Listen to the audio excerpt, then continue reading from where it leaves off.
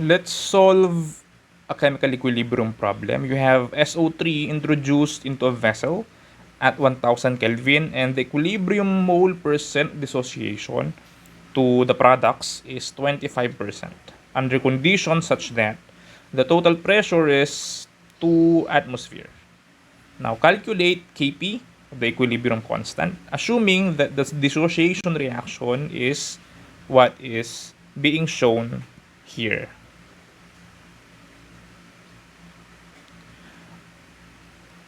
So I would therefore set first my equilibrium table, and sometimes students call this the ICE table, initial change and equilibrium, just to show them. And yung initial, okay, initially, mayroon kang moles ng SO3 na nilagay sa vessel. Hindi siya given, yung value niya hindi given. So, tawagin na lang natin siyang N. Maybe N sub O for initial, no? And nothing kay SO2 at saka kay O2. Wala kang in-add dun sa vessel. Now, what will be the change that's gonna happen? Okay.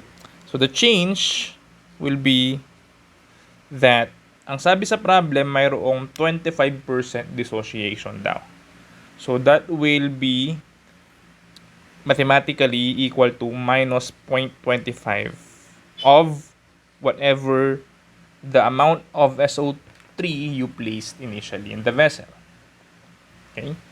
Now, kung minus 0.25 N na yung nag-dissociate, ibig sabihin, mayroong plus 0.25 N na mabibuild up na amount ni SO2 because of the reaction. And ganoon din si O2 or oxygen. That will be plus 0.125 N. And the reason why it's 0.125 because I divided 0.25 by 2 because of the coefficient of oxygen.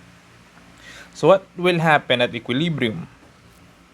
So after that, after the change, it will arrive at equilibrium such that you have to just take the sum of all this. No, yung NO minus 0.25 NO, okay, magiging 0.75 NO. Yung SO2 naman, so it's just 0.25 N or NO. And yung kay oxygen, that's 0.125 NO. Now, ang kailangan natin i-calculate dito is the equilibrium constant. Okay? And you know how to express the equilibrium constant, right? But before we do that, the total moles, okay, N total at equilibrium will be the sum of all this. Okay, so that's 0.75 times N plus 0.25 times N plus 0.125 times N. So, ang lalabas dyan will be 1.125 N. So, yan yung total moles at equilibrium. Now, how do we express now the equilibrium constant, K? In this case, Kp, kasi gases ang meron tayo. So, Kp is, just have to look at the reaction, yung equation, no? So, that will be the partial pressure of SO2 times the partial pressure of oxygen raised to 1/2 kasi mayroon siyang 1/2 na coefficient divided by the partial pressure of the reactant SO3. Alright? But we don't have these partial pressures. Pero, alam natin that we can calculate, okay, because of the expression na ang mole fraction ng isang component, okay, which is, of course, moles of that component divided by the total moles, right? You can also determine it this way. Pwede rin mong gamitin yung partial pressure. Partial pressure of that component over the total pressure. And you're given the total pressure in this problem, which is 2 atmospheres. Okay? So, this is Dalton's law, right? So, ibig sabihin, pwede nating makalculate yung partial pressure ni SO2. Okay? So, that's the mole fraction of SO2 times the total pressure.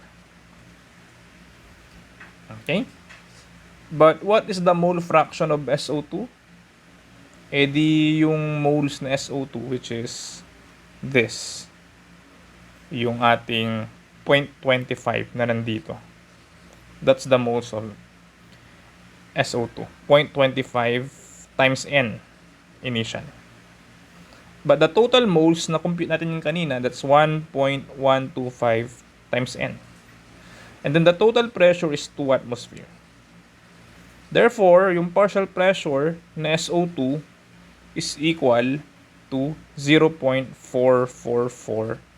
atmosphere. Let's do the same for the rest of the gases. Isunod natin si partial pressure ni oxygen. Okay? So, partial pressure ni oxygen is mole fraction ni oxygen times the total pressure. Mole fraction ni oxygen is, from our table here, 0.125 times N. So 0.125 times N initial divided by the total moles, that's 1.125 N. Okay. Total pressure is 2 atmospheres.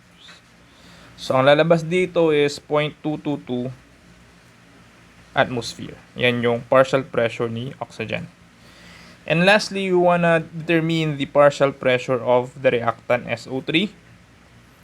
Okay, that's your mole fraction SO3 times the total pressure. Mole fraction SO3 is 0.75 times moles initial divided by moles total 1.125 times the total pressure 2 atmospheres. Therefore, partial pressure of SO3 is 1.33 atmospheres. So if you add all these partial pressures, they should result to a total of 2 atmospheres. So, since meron na tayong partial pressures, makukuha na natin si Kp. And that's, again, partial pressure of SO2 times partial pressure of oxygen raised to 1/2 divided by the partial pressure of SO3. Substitute natin yung mga na-compute na natin.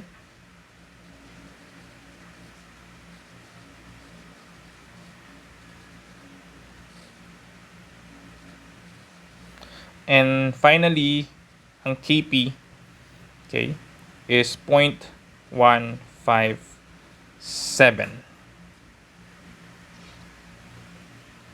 Yan na yung sagot. So you might be interested also to calculate Kc instead of Kp. Ano yung relationship between Kp and Kc? So si Kp, equivalent siya sa Kc times RT raised to the change in the number of moles. Okay? Yan yung equivalence ni Kp tsaka ni Kc. Si Kc kasi, siya yung equilibrium constant kung concentrations ang ginamit mo doon sa mga substances instead of partial pressure. But this equation will calculate Kp from Kc, and you can also determine Kc from Kp using this equation. So, kung gusto natin malaman si Kc in this example, so mangyayari is Kc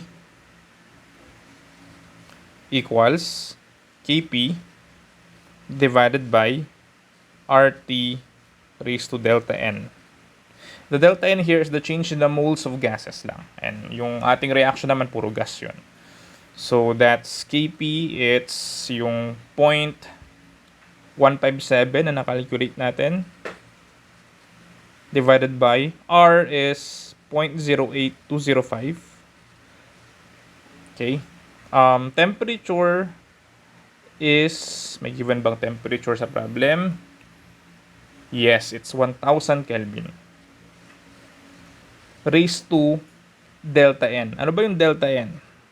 In our example, or in this example that we're trying to solve, ang delta N is yung sum ng coefficients ng products minus yung sum ng coefficient ng reactant. And that's going to be 0.5, right? So this will be 0.5. So therefore, Kc will be equal to 0.0173. This is now the final answer for Kp and for Kc. And if you notice, both values is less than 1. Ang ibig sabihin nun, ang mako-compute nating Gibbs free energy will be greater than 0, and that means in the ergonic yung process, hindi siya favorable.